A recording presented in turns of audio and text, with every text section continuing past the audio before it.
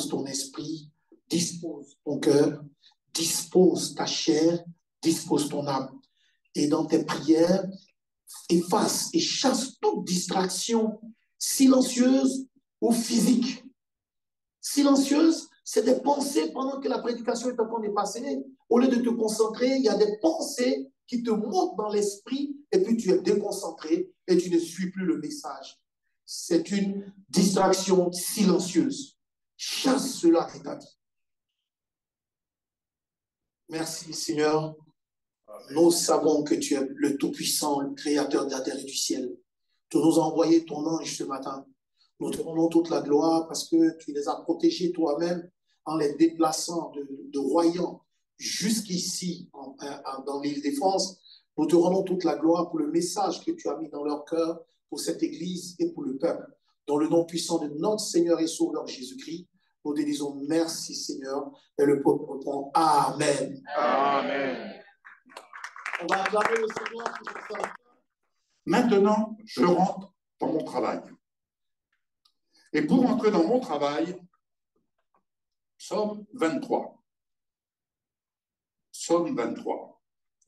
Il faut revenir, et je crois que l'Esprit de Dieu nous ramène à des choses essentielles. Alléluia. Amen. Oui, nous avons besoin de vivre la puissance de Dieu. Nous avons besoin de vivre la puissance de Dieu. Je vais vous dire, l'Esprit de Dieu prépare son épouse, mais il ne la prépare pas comme on veut nous la faire comprendre. Le Seigneur prépare son épouse dans, je dirais, je vais employer un terme, dans la discrétion. Et je peux vous dire que plus vous vous laissez élever en fusion avec la parole, vous me suivez? Plus vous vous laissez élever, imaginez l'aigle, plus il va dans les hauteurs, mieux il voit. La notion de persévérer, c'est percer les ténèbres et voir. Mais pour percer les ténèbres, il n'y a que l'Esprit de Dieu qui peut vous aider à percer les ténèbres. J'en reviens toujours. N'oubliez pas ce verbe, fusionner avec l'esprit de la parole, c'est se laisser transporter avec la parole. Tenez, allez, je vais encore vous donner de l'eau à votre moulin. Notez bien ça. Pierre est dans la barque avec ses compagnons. Je l'ai déjà dit, peut-être que je me répète, mais il faut que ce soit entendu et n'oubliez pas ce qui se dit en cet instant pour vous aider à marcher juste. Et pour marcher juste, il faut apprendre à penser juste. Pierre est dans la barque avec ses compagnons. Et voici qu'il voit quelqu'un marcher sur l'eau. Ils travaillent avec Jésus. Ils connaissent Jésus. Mais cette fois-ci, c'est peut-être un faux Christ. C'est peut-être un faux Christ qui marchait sur l'eau. Hein, on peut reprendre ça, n'est-ce pas, bien aimé? C'est peut-être un faux Christ qui marche sur l'eau. Mais comment puis-je vérifier que c'est un faux Christ ou si c'est un vrai Christ? Est-ce que c'est un faux Jésus ou est-ce que c'est un vrai Jésus? Et ils le prennent pour un fantôme. En pleine nuit. En pleine nuit, comment ont-ils fait? Est-ce qu'ils avaient des lampes torches? Je ne sais pas. Mais ça veut dire qu'ils reflétaient la lumière. Et Pierre, lui, va avoir du courage alors que ses compagnons sont là. C'est un fantôme. Oh non, c'est peut-être Jésus. Je ne suis pas sûr, je ne suis pas certain. Mais comment vérifier? Il s'imaginait un scénario catastrophe. Mais Pierre, peut-être le plus audacieux, va dire, Seigneur, si c'est toi, ordonne que je vienne. Mais Pierre, t'es pas fou, non? Seigneur, si c'est toi, ordonne que je vienne. Et en pleine nuit, un verbe va retentir. Viens! Et Pierre, devant ses compagnons, va lever la jambe. Il pose son pied. Tiens, mais ça marche. Il lève l'autre jambe, mais ça marche. Et il va marcher. Il va marcher. Ses compagnons qui sont là, affolés. Mais Pierre, tu es fou, insensé. Et Pierre a marché sur l'eau. Oh, quel homme extraordinaire!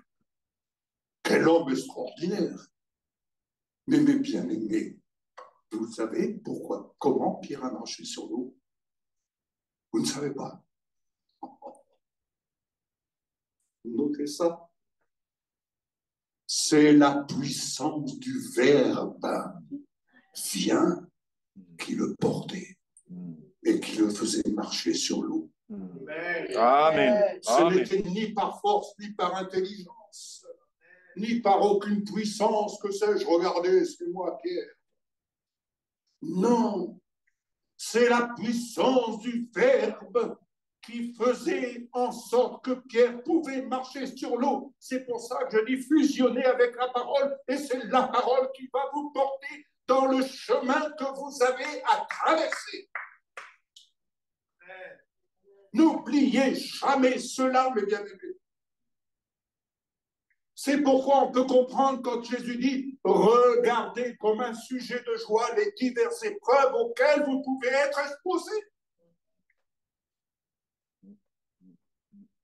Mais comment puis-je regarder comme un sujet de joie si je commence à pleurer? Oh, priez pour moi, pasteur, je ne comprends pas, je ne comprends rien. Même non plus, je ne comprenais pas. Mais je n'ai pas cherché à comprendre. J'ai cherché à me sortir de cette situation avec le moyen que Jésus me donnait. Parce que même mon médecin ne pouvait rien me donner. Aucun besoin correspondait à ce que j'avais. Pour m'entendre dire en finalité, Monsieur Gravé, avec la grâce que vous connaissez, guérissez-vous vous-même. Amen. Mon médecin qui prophétise et qui me dit, Monsieur Gravé, guérissez-vous vous-même. Si Dieu a parlé par un âne, il est capable de...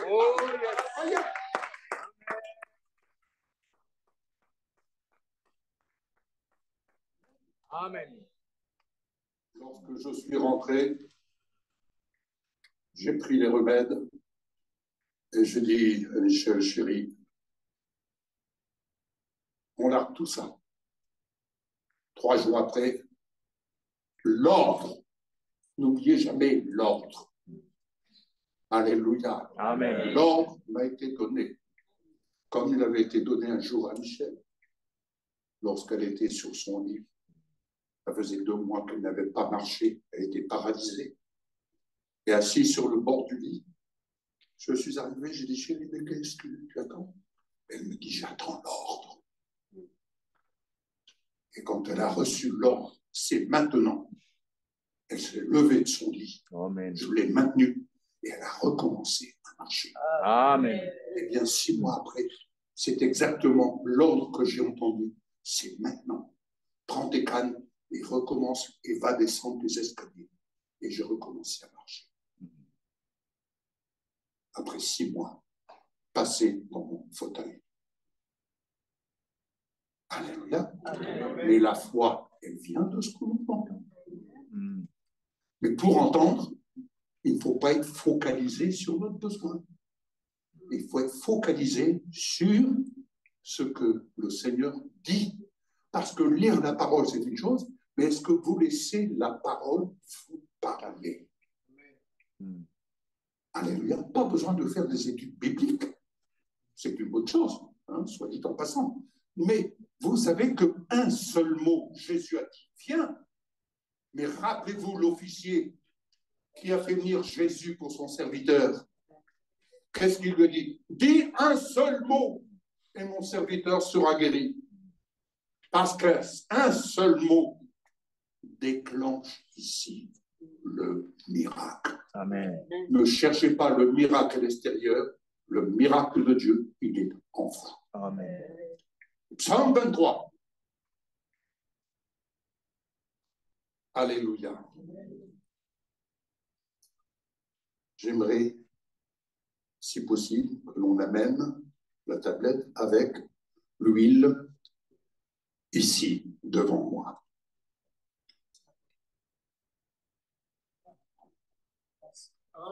Oui, l'huile et le mouchoir. Voilà. Psaume 23. Alléluia. Là maintenant, je fais le travail que le Seigneur me demande de faire. Je vous prie d'être attentif.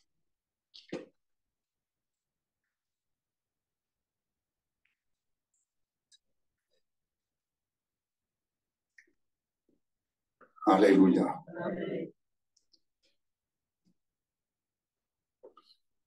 Psaume 23, verset 5.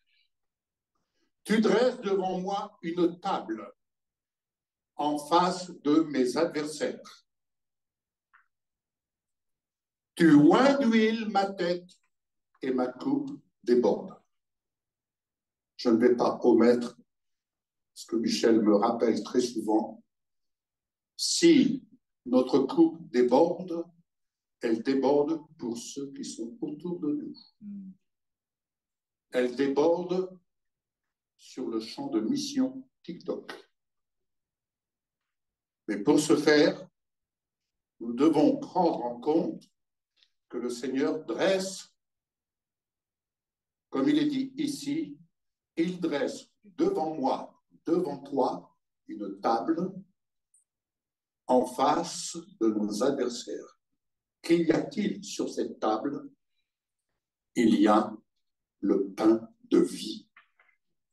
La parole est le pain de vie. La parole est notre nourriture. La parole est esprit et vie. Et si elle est esprit et vie, l'esprit de la parole nous fortifie et nous rend glorieux, nous rend victorieux, nous rend capables de faire ce que Dieu dit que nous pouvons faire. Amen. Amen. Donc, tu oins d'huile ma tête. Alléluia. Amen. Psaume 92. Je prends la parole et nous cheminons avec la parole. Gloire à toi, Jésus. Psaume 92. À partir du verset 11 et 12. Et tu me donnes la force du buffle. Vous avez déjà vu les buffles lorsqu'ils se battent contre des lions ou une lionne qui ont osé s'attaquer à leurs petits, à leur progéniture. Tu me donnes la force du buffle. Je suis arrosé d'une huile fraîche. Alléluia. Amen. Mon œil se plaît à contempler mes ennemis parce que je fusionne avec l'esprit de la parole. C'est-à-dire, mais comment je peux faire? C'est du cœur à cœur. Tout se passe dans votre cœur. Tout se passe dans votre cœur. Mon œil se plaît à contempler mes ennemis et mon oreille à entendre mes méchants adversaires. Lorsque vous êtes devant la croix, rappelez-vous toujours, et c'est le point de départ de votre victoire, de notre victoire. Rappelez-vous toujours que vous n'avez pas à vivre avec un rétroviseur et regarder sans cesse votre passé. Parce que dès lors que vous regardez la croix, rappelez-vous que sur cette croix, le témoignage de l'amour de Dieu a été de faire peser sur son Fils notre nature charnelle, une nature séparée de la gloire de Dieu, avec tout ce que cela peut comporter, de contraire à sa volonté.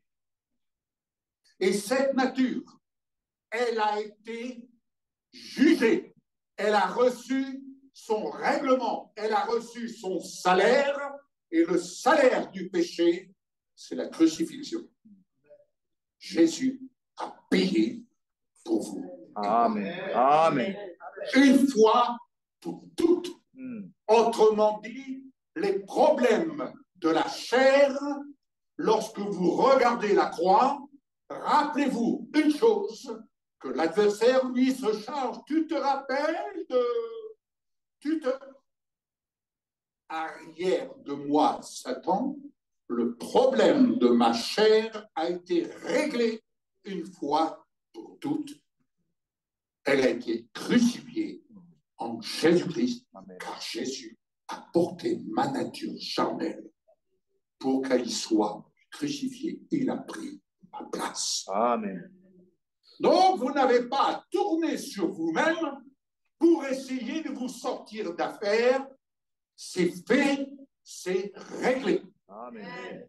Maintenant, s'il vous arrive de faire des choses qui sont contraires à la parole de Dieu, soyons simples, soyons clairs, c'est comme un automobiliste ou des automobilistes, pardon, qui roulent à 150 voire 180 à l'heure. Dites-vous bien une chose, à l'arrivée, un jour ou l'autre, il y a un salaire à payer. Il faut payer l'amende.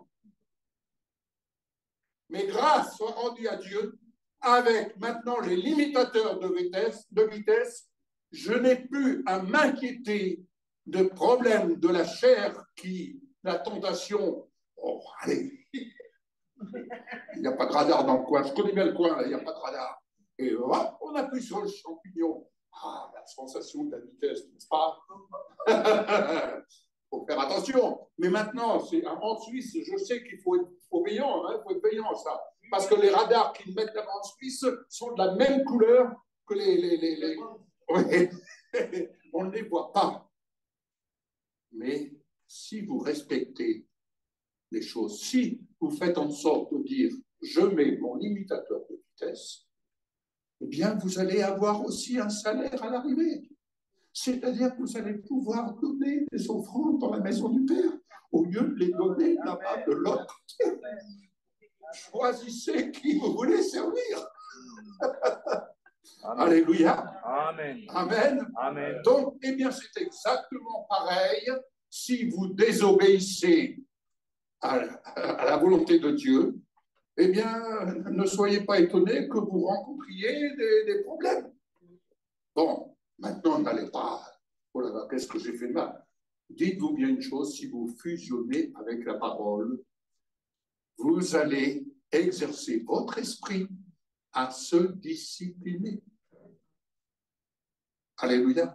Regardez les Jeux olympiques que vous avez pu voir avec les paralysés, les handicapés. Mais ils ont fait leur jeu, ils se sont réjouis, ils ont dépassé leur handicap. Donc, dites-vous bien une chose, vous n'êtes pas des handicapés spirituels, et quand bien même vous seriez handicapés spirituels, tout cela se dépasse. Amen, amen, amen, amen. Amen. Alléluia. Amen.